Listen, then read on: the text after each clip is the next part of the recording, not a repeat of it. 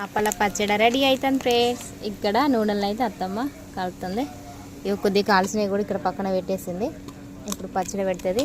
పొద్దున చూపెట్టిన రవ్వ చేపతోని పచ్చడి పెడుతుంది. ఇప్పుడు నూనెలనే ఇంగువ, ఎండుమిర్చి, జీలకర్ర, ఆవాలు వేసింది. ఇంకా మెంతి పొడి, ఇది జీలకర్ర పొడి, ఇది మెంతి పొడి, ఆవ పొడి, కారం, అల్లం వెల్లి పేస్ట్, ఉప్పు, ఇవి వేపిన ముక్కలు. కథం పచ్చడి రెడీ.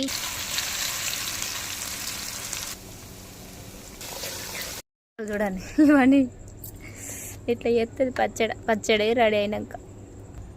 ధనియాల పొడి ఒకటి, మెంతి జీలకర్ర పొడి, ఆవాల పొడి, లాస్ట్లో కారం పొడి వేసింది. కథ ముక్కలు వేసి కలుపుడే. ఇక మసాలా మర్చిపోయినాం కదా, అదే ఉండాలి మెయిన్ మనకు.